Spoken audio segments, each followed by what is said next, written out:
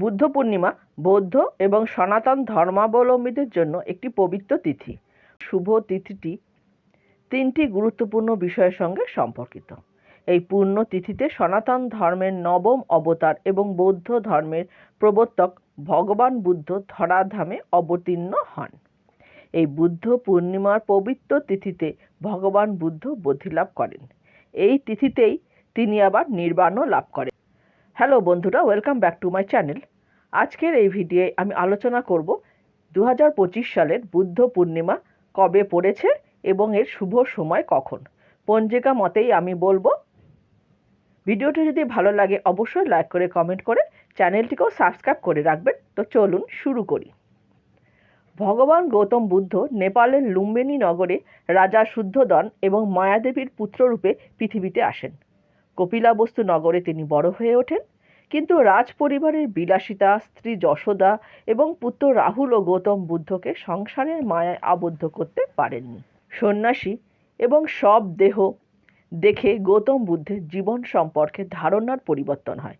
জরা, ব্যাধি এবং মৃত্যুকে জয় করার উদ্দেশ্যে তিনি স্ত্রী, পুত্র, বিলাসিতা, রাজধর্ম, ধন সম্পদ ত্যাগ করে সন্ন্যাস ধর্ম গ্রহণ করেন। তিনি তপস্যা করে সিদ্ধিলাভ করেন এবং বৌদ্ধ ধর্মের প্রবর্তক হিসেবে ধর্মের ইতিহাসে চিরস্মরণীয় হন। বৈশাখ মাসের শেষেই পড়েছে এবছরের বুদ্ধ পূর্ণিমা। এখন আমরা জেনে নেব বুদ্ধ পূর্ণিমার তারিখ এবং তিথি শুরু ও শেষের সময়। আমি এখানে দুরকম পঞ্জিকার মত অনুসারেই তিথি বলবো।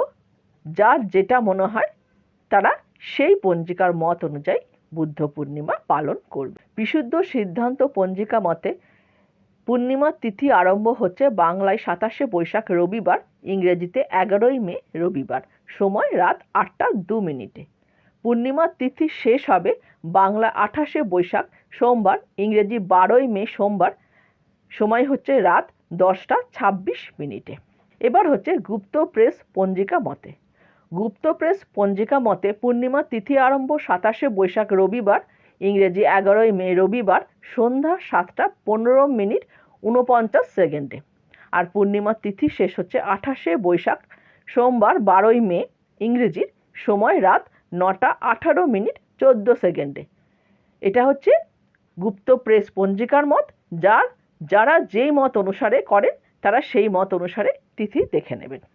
বুদ্ধ পূর্ণিমা একটি প্রাণবন্ত এবং শান্তিপূর্ণ উদযাপন। এই দিন ভক্তরা বৌদ্ধ মন্দিরে প্রার্থনা, মোমবাতি জ্বালানো এবং ফুল উপহার দেওয়ার জন্য যান। স্তব গান এবং বুদ্ধের জীবন সম্পর্কে গল্প শোনার মাধ্যমে আকাশ বাতাস ভরে ওঠে। অনেকে দয়া ও দানের কাজেও অংশগ্রহণ করেন, যা বুদ্ধের করুণার বার্তা প্রতিফলিত করে। বুদ্ধের শিক্ষা সাংস্কৃতিক এবং ধর্মীয় সীমানা অতিক্রম করে। তাঁর শান্তি, সহনশীলতা এবং বোধগম্যতার বার্তা আজকের বিশ্বে বিশেষভাবে প্রাসঙ্গিক। বুদ্ধ পূর্ণিমা এই মূল্যবোধের আহ্বান হিসেবে কাজ করে, যা আমাদের শান্তিপূর্ণ সহাবস্থান এবং পারস্পরিক শ্রদ্ধার গুরুত্বের কথা মনে করিয়ে দেয়। আর বুদ্ধের দর্শনের একটি মূল নীতিই হলো অহিংসা, যার অর্থ অহিংসা। বুদ্ধ পূর্ণিমা হলো সংঘাতের শান্তিপূর্ণ সমাধান এবং সকল প্রাণীর প্রতি সদয়ভাবে জীবনযাপনের গুরুত্বের উপর প্রতিফলন, যা আজকের বিশ্বের ক্ষেত্রে খুবই প্রাসঙ্গিক। এই যুদ্ধ বিধ্বস্ত পৃথিবীতে বুদ্ধ পূর্ণিমার অহিংসার বাণী এনে দিতে পারে একমাত্র শান্তির পথ।